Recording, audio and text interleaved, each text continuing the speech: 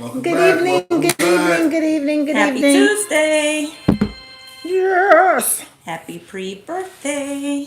Yes, tomorrow is Janae's birthday, so Yeah. we almost didn't, we were almost celebrating so hard tonight that we weren't even going to be live, but this was important to us It is because it's important. Women's History Month, so it's bigger than just one person, I guess. Yes. Well, I am a woman, so it's Yes, it's Women's History yeah, Month, we're so celebrating that.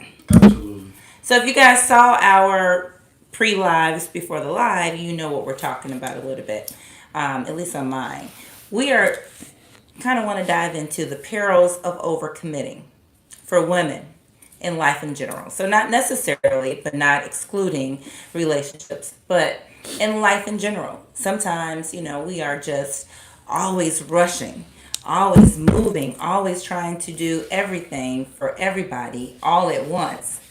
And sometimes, it just doesn't come without repercussions. It doesn't come without some typically don't get yeah. anything done for yourself. And then you throw in the mixture of, being responsible for other humans, then Yeah. whether they're your children, your grandchildren, your spouse, your significant other, it's just, yeah, a grandparent. It's always something. Yeah. So, and at this age, then we have menopause. So I don't know how you guys deal with that, but I guess there are several ways, and the dangers of that is it can affect your health. So you do have to kind of slow down and don't feel guilty about having a day that you do absolutely nothing. And I think that it also causes a problem because it creates the illusion that a woman always has to present as a superhero. It doesn't give her that Yes. opportunity to be human or to. Especially black women. Yeah. I agree with that. Especially black women.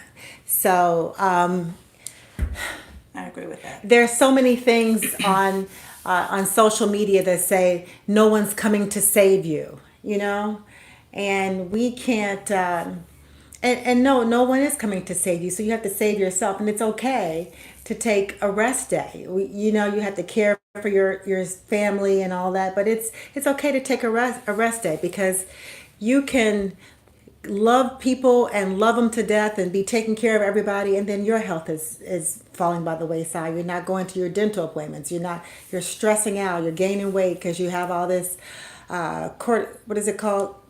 Cortisol. Cortisol. Thank you. I was thinking cortisone. Cortisol that's building up in your belly, and then it's just it's a continuous cycle. So there will be times in your life where you are required to give of yourself. I mean, when you have to be extremely selfless and put something and someone before yourself. Correct. I think that's what the family unit was designed for, to support one another. So there will be times when we all have to be caregivers, if we're fortunate enough. And with that, I think those times are exclusive of what we're talking about. You know what I mean? Because by and large, I think women want to nurture, we want to assist, we want to fix things. We do. But that right there, like early in life, you may have learned, like, you want friends, you want to be accepted. I remember, just like back in the day in college, you joined a sorority, you were busy and you wanted to prove your value. You do that within friendships, you do that within organizations, you do that at work, right? But I think sometimes people can look at you and think that you can handle it all because you do such a great job with juggling that they feel like it's not an imposition to keep imposing. I remember just having clients, and their phones would ring during the sessions, and I would be like, people don't know that you're training right now? Like, Okay. if you were, if you were at any other place, would they, like, interrupt your time? My trainer would answer the phone and say, Kim is training. She has to go. Bye-bye. And hang up the phone. But my point is, you still have to be able to set boundaries, Yes, right? And you have to absolutely. say, listen, this is my time for me. I don't get a lot of it. So the time that I have set aside, I just need for you to respect it a little Right. bit, right? Right. You can't call me and say, "Hey, I know your training session is tomorrow, but I'm coming into the airport. Could you come get me?" Like, why would you even ask somebody to sacrifice what they're doing for their health? Some For people their have no problem with that, though. Because two kinds of people in this world, they're takers and they're givers. Right. By and large, that's pretty much the categories. I talked to a lady, and she's pretty high powered in real life. And she was talking about how she never really has that opportunity to be vulnerable. She always has to present as strong. And, there are things that go on in her life, and sometimes, she wants somebody to rub her head and tell her it's going to be okay. Right. Yeah. And she said that even in dating, she has to kind of get somebody that mirrors her personality, because she can't have somebody that's not, forceful like that, because it won't work. Right. And I felt sorry for her, because beautiful lady, definitely had her stuff together, and she was, I'm her friend, so it felt like she was. I don't want to use the term crying out for help, but she was venting, and she was definitely. And she probably was. Yeah. Yeah. Crying out for help. Because when people who are strong exhibit signs of weakness or vulnerability, sometimes they feel afraid. Like, what are you going to do with this information? Because I'm usually I'm usually the rock. So a lot of women keep those feelings of vulnerability First, they're to uncomfortable themselves with because it. it makes them feel Yeah. and like they're presenting like they're weak, and they're not used to being in that role. So that was good that she felt comfortable enough with you to reveal that side of her. It was tough for me, and I mean, I don't want to make it about me, but it was tough to hear it, because this is somebody that I look up to, I respect, that I have a great deal of admiration for, and to not be able to have a solution or to a plan, or Right. maybe you should do Yeah. this. I couldn't even tell her, you should meditate. I didn't have anything. You didn't have it, yeah. But that's okay, because sometimes people just want to get they don't want a man to fix it. She just wanted to just tell you how she felt. Yeah, a lot of times when we aren't comfortable with some part or facet of our lives, we just keep pushing it down, so that we don't really have to deal with it. So if she actually felt like, I need to vomit this right now, then I'm glad that you were there just to listen. Even if you don't have a solution, it's okay not to have a solution. Sometimes people don't even want you to have a solution, because you really that's what I'm can't saying. give them Right. the fix.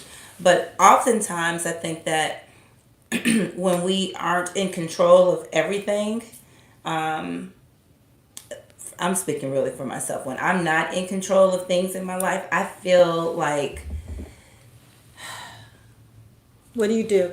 What do you do? I know what I do. What do you do when you feel like you're not in control of things? Like, what do you do, like, physically? I go right to the thing that I know I can control. Which is what?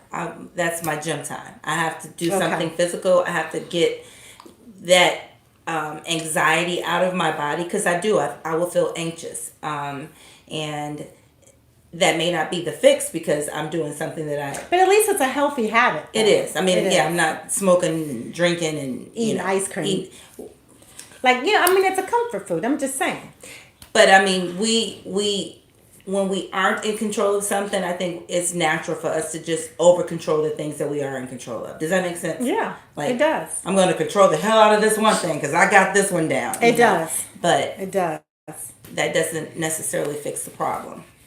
But I think that we go, to your point, we do go back to those things we've been successful at. And we replicate that success, because I believe this success is a transferable skill. There are things that we do successfully that leave us clues for how we can extrapolate that and do them over many other things. That's true. So I get the whole part about, I'm going to go to my safe space. I'm going to do what I know that I've mastered. I'm going to gym. master that. I'm going to master that. gym. Go into the gym. And then I'm going to see what I can take away from that, even if it's just to make you feel better. Because not many people can fix all of their stuff in, one 30-minute session. So Right. it just... Let me tell you what I do. Okay. I wash clothes. Oh, Lord have mercy, you do. I do. I do. You say every time you talk to me, I'm washing Why are you clothes. taking the curtains down? I Baby, know. you washing. You washing. Okay. I wash clothes. And I can't help it. That's I will cathartic for strip you. all the it's cathartic for me. It Yeah. is cathartic for me to wash clothes, fold them and put them away. I just like when everything is smelling good and everything is just all neat and pretty. I like it like that. I like to wash clothes. It makes me feel, and now that my bike is down there by the laundry machine, my by the washing machine rather, I can work out And wash clothes. and wash clothes at the same time. That's one hell of a stone.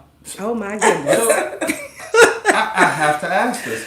Is there a backstory with clothes No, washing? I think it's because I can control that. It's just it is like when I'm driving to O'Hare, I will turn off the radio. If I'm not like giving a concert in the car, I will meditate and speak into the world what I want. I'll meditate. I'll pray with my eyes open, of course, and for me, washing clothes is a meditation. It is I'm washing clothes, and I don't know if maybe it's cleanly. I don't know if subconsciously it's like a cleansing thing. I don't know, but it makes me feel good to wash clothes. I like the that's a smell healthy of habit. it. Yeah, I like the smell of it. I just like to do it. It used to drive my ex-husband up a wall because he would take off some jeans and hang them up in the bathroom like on a hook, and I'd be right behind him, snatch, and he'd be like, "Where are my jeans?" "Oh, I'm sorry, they're in the washing machine." He would be like, "Are you kidding me? I was putting those back on." I can't help it. They'll be clean. That's a Yes. little OCD, but that's fine But though. even when I go to my it's- best friend's yeah. house in California, when she knows I'm coming, she's like, "Well, I don't have to do nothing. I'm I'm just trying to washing figure out why everything." you don't clean up when you over here.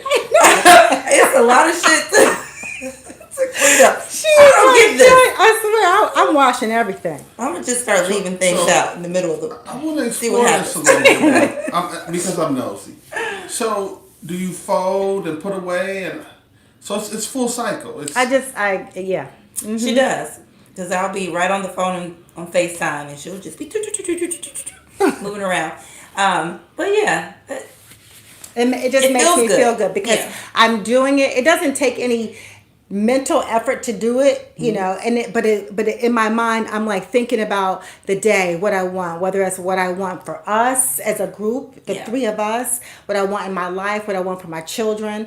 I'm meditating in my head. I'm doing stuff like Yeah. constantly. Yes. It just makes me feel good. So. but I think my other one is I'll put something together. I'll start a project. I'll pull my tools out. Yes, you will. I'm shocked. Hold on, wait a minute. You put stuff together? Bob the Builder. She comes over with her tool belt. I mean, it's the things that I know how to do, and then you My have to pink finish. fan is still waiting for me In in the another basement. life, you were summertime. definitely an clothes engineer. downstairs. In another life, you were an engineer. Maybe. I'm confident. But I'm gonna pull this back to our little point here. Sometimes I think that when you are trying to make everybody happy, because that makes me feel good to make other people feel good. So I think that's I agree. a big Yeah. part of it. But when you start to feel like in relationships that you're doing a lot of the giving and you have to like evaluate, do I receive anything? I wonder often if overcommitting and overgiving enables people on the other end of that relationship.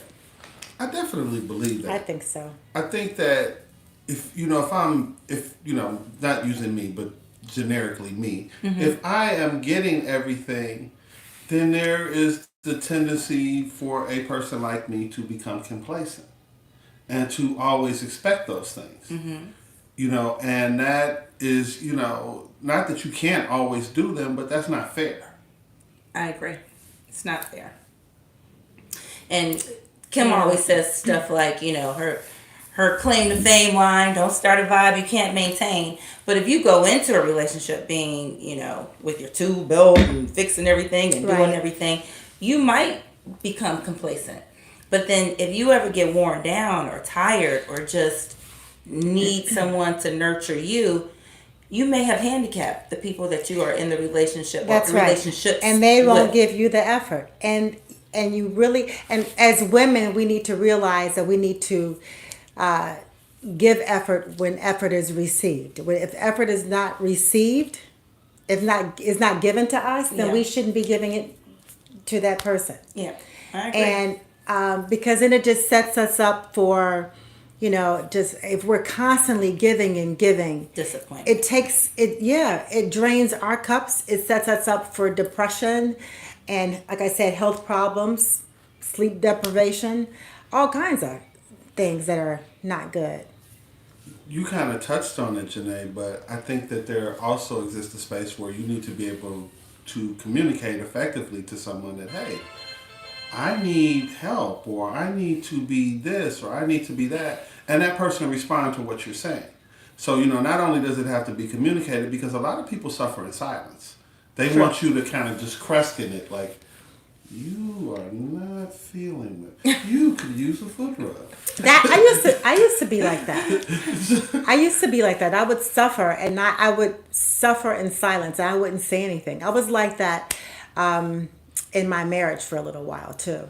I suffered, and it got to the point because I don't believe everything warrants a response, an argument. So I think you do have to choose your battles.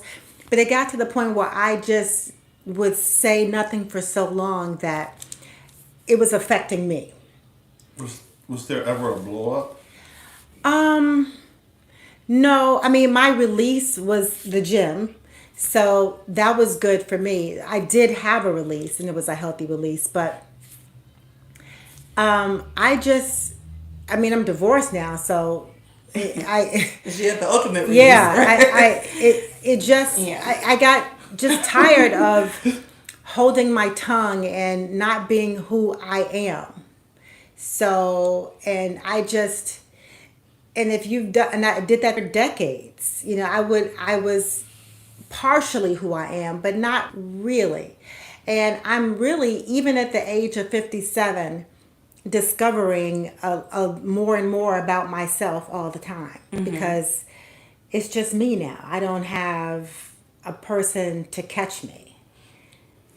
I got a question though, like let's outside of relationships, in your friend groups, do you ever feel like there is one person who does most of the reaching out, pulling everybody in, showing up, and like some people are just party people. They can have 12 parties a year, and you show up at each and every one of them. You know what I mean? You're always there, front line and center.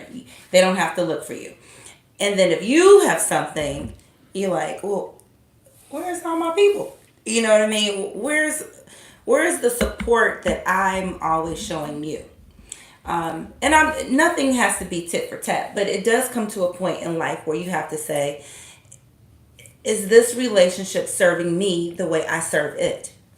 I refer to that as acceptable ratios. I mean, nothing can obviously be 90-10. But, Right. and I can operate in a space where it's 60-40 maybe, Right. 65-35 in a pinch. Yeah. And nothing is ever going to be 50-50. Right. But there has to be some give and some take. Mm-hmm. There has to be, like you say, I need you to support me.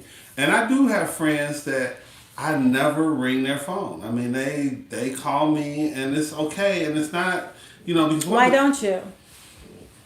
I don't have a good excuse. I don't.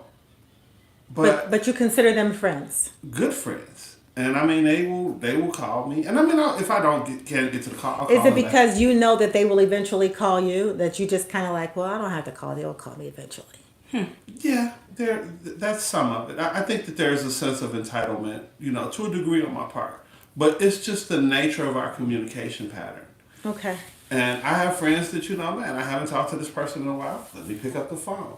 The one thing that you can do to me in that situation is, you ain't call me, all my numbers, bye. Yeah. Yeah. My phone accept that, make phone calls. Right. Somebody just communicated that to me, that they had that conversation with somebody else, but that was the response they had gotten. I don't know. Do you experience the same thing? I had it in a former friend group. I saw that, but not now. I think everything is pretty much Where it needs even. to be. Yeah, yeah, Yeah. yeah. I don't have any push and pull relationships in my life anymore, and I'm pretty happy about that. Is You that a don't really- conscious? Is that a conscious choice? Yeah, For sure. quite intentional. Yeah. Okay. But sometimes you don't realize that until you're on the outside looking at that relationship, or maybe from a different optic. Just, man, I was doing a whole bunch here, and nobody was, pouring that Yeah. into Yeah, me. yeah. And I think that later Hindsight in is life, 2020, isn't you it? need to- When you look back on stuff, you're like, You got to Wait a require minute. something from people. I try to let people exist in the space that they're in. And if you're my friend, we can actually operate where, I mean, I'm the one that's giving, I'm the one that's calling, I'm the one that's doing this, and we can operate in that. It's typically not until somebody else points it out. If there's a third friend, and they point out that, like, damn, he'll never call, or, man, we've been at all his stuff, he ain't been nowhere. So it's typically, when I'm in it, because I'm not keeping score. So sometimes by me not keeping score, I cannot see the trend. The trend is that, the last 10 times it was all me and none of right, you. right. So typically in those situations, or not, I shouldn't say typically, but a lot of times somebody else has pointed out to me. But do you have, in the same vein, do you have any relationships with people, just friends, not like romantic relationships, in which you are doing all the calling and you just realize, you know what? Let me see what happens if I don't call this person for a couple of weeks. I have a friend who happens to be a lady, and I mean, I call her. Non-romantic? Totally Okay. non-romantic, Okay. platonic even. And I call her all the time. Mm-hmm. And she doesn't ring my phone. And that's, it's okay. I'm not, Right. and that's just the nature of our relationship. And I Okay. mean, she'll call me if she needs something, or she'll call me, once a year. Mm-hmm. But Okay. I wonder, when you were growing up with all women, your dad too, did you see your mom like in positions that you felt like she was overcommitting herself? Was she doing so much? I mean, sometimes you don't even recognize it when you're younger. You just think my mom's a superwoman. She can do everything, I did. Because my mom was like this, she was a great giver and tremendous cook. And so she always, liked to love on you through food. Mm-hmm. So she would, like you could tell her like, well, tomorrow's Shanae's birthday. She's like, oh, okay, I'm going to make some cupcakes. I'm going to do this. Right. Today, they're going to be vegan. They're going to do this. She would do all of those things. And sometimes, those things wouldn't be reciprocated to her. Mm-hmm. And she didn't communicate with me because I was a child for a lot of it. So she didn't communicate with me on that level, like, this person is ungrateful or, be careful. It was just like, I don't mess with that heifer no more. So it was just, it would be a part of it where, like, I thought that was like your best friend. Right. But that was my mom. So I saw it in that respect. I saw her, just stop fooling with people or, Auntie so-and-so didn't come around no more. Mm-hmm. And I saw it like that. Okay. You just have to sit back and wonder, like, something must have happened. Don't know what it is. But yeah, sure. Okay. Just kind of wanted to get your perspective from what you saw. Definitely that. And I mean, one of the things that, like, I don't do this as a man. I don't really believe in it. And I'm always cautious of people that find themselves in this situation. I don't believe in cutting people off. Or, you're always following, somebody that everybody, you say, oh, I fell out with them. Well, what about your girl? I fell out with them. What about I fell out? I mean, I think, I get that things can end. I get that we don't hang like we used to hang. I get that, we may not do things as much as we used to. But if every relationship that you have, you fall out with that person, that's a flag for me. I agree with that. Then the common denominator would be you. Yes. But for the man who always likes to say, you need to cut it. It's a saying, and it's done for humor. It's not really how my friends group, is pretty stagnant. I mean, these are people Been around forever. 40 years. But so are they friends or are they people that you've known for a long time? No, my friends group, my internal core of friends is pretty stagnant. I mean, it's the same. I mean, there may be a new friend Is mixed stagnant in. the word? Doesn't that mean like, It's not growing. oh, Is that what you mean? It could have been a poor choice of words, but it's static. there you go. So That's is the it word. is it a large group of friends? I probably have like maybe 8 or 9 core friends Okay. that are Because guys. I'm going to say this. I think a few things. What I've noticed in my years on this earth and just watching people is that when people are too busy and they overcommit too much, they're usually running from something within. And they don't want to be still because they don't want to be quiet because they don't want to sit in the stillness of whatever it is that's truly bothering You them. hear that noise. They don't want that. Yeah. So they keep moving. They're at every party, they're at everything, and because they can't address what's really bothering them. And I also believe that people who have a lot of people around them all the time and who think, oh, I just, everybody loves me. I have 50 friends. I was watching on social media, I think it was a TED Talk. Was it a TED Talk? It was a lecture. I was a psychiatrist. I've seen one before. Yeah. So what he was saying was that, and I totally agree. So this isn't coming from me, but I totally agree with it. I need to share this. That if you go through life with 50 friends and everybody loves me, then that's a problem. Because life is a weeding process. There is not possible to have 50 friends. It's not possible. You may know a whole lot of people, but if you think all of those people are your friends, then you need to work within. Because they're not. They need to understand the definition of friend. That's right. Associates and people That's that right. you know. So you usually only have about a handful of friends. Yeah. And that's if you're lucky, because it's usually like 3. Like 8 to 10, your number. That's a lot. That's significant. That is significant. That's why I said, are they all friends? Do you consider? You're like, I don't know. I'm just asking. Some people have dual roles. You are a cousin and friend. Yeah. So it's I've been blessed in that respect though, and the people that see. But and it's cool because you will want that bonus. You want somebody that you're really close that's related to you. Yeah. To also be somebody that you can be your confidant, that you know that can be with you in all situations, that really gets you. Yeah. Because I mean, if you have to seek all of those things outside of if you have to seek that all outside of your family, somebody that you don't trust is gonna have some information that they don't need to have, and that's just my thought. Yeah, that's a whole nother conversation. Totally. But yeah, that's a whole nother conversation. I just I feel like we need to be getting or working to a place where it's okay to say, let me get back to you on that. I don't want to commit because I don't want to overcommit. I don't want to set you up with a bunch of expectations that I'm not going to be able to fulfill. And I don't want to put myself in jeopardy, whether it's health-wise, whether it's, time-wise, whether it's anxiety-wise, of trying to just do something that I know I just can't do. So I feel like the older I get, the more I'm like, let me get back to you on that. And I need to look at my schedule. The older I get, the more I'm saying, no. Yeah. I'm not doing that. No. I had a boss. No. I had a boss, and she told me something, and I always just kind of keep this in the back of my mind.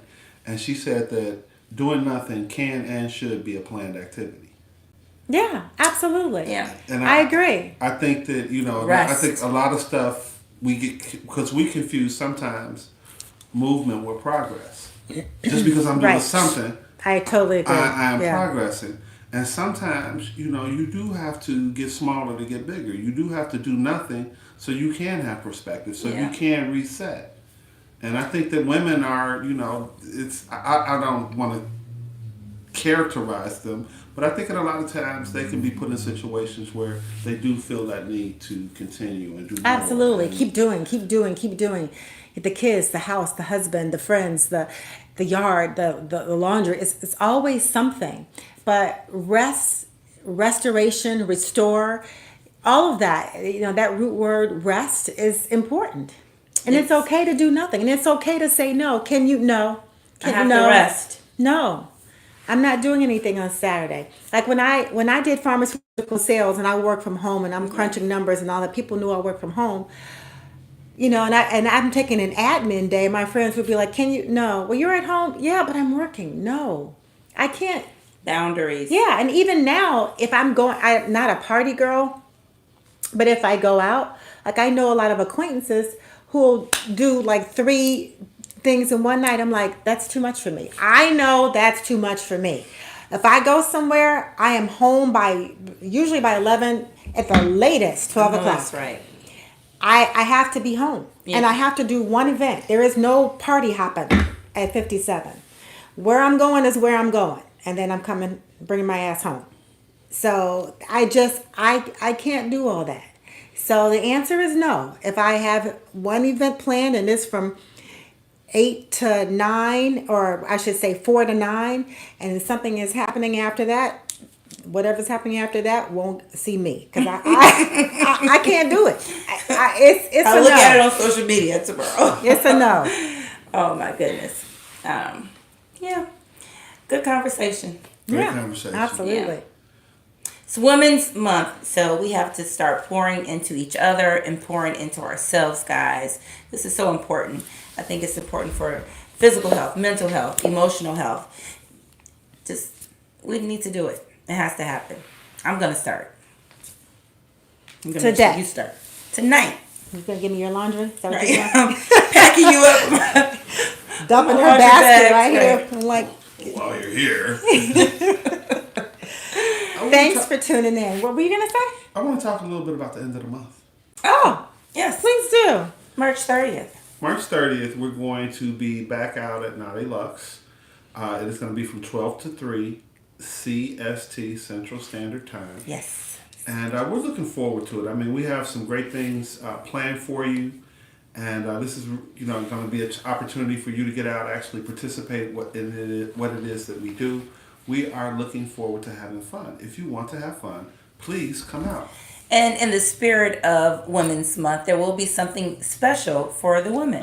So this is something you don't want to miss. I say that all the time. This is something you didn't want to miss, but you don't want to miss it. I know. Where's the lies? People would say it's true. Yes. You do not want to miss this. So March 30th, make sure your calendars are clear. We are telling you now, 12 to 3 p.m. Naughty Lux Bistro. Some great conversations and something special right afterwards. And make sure that you're subscribed to us on YouTube.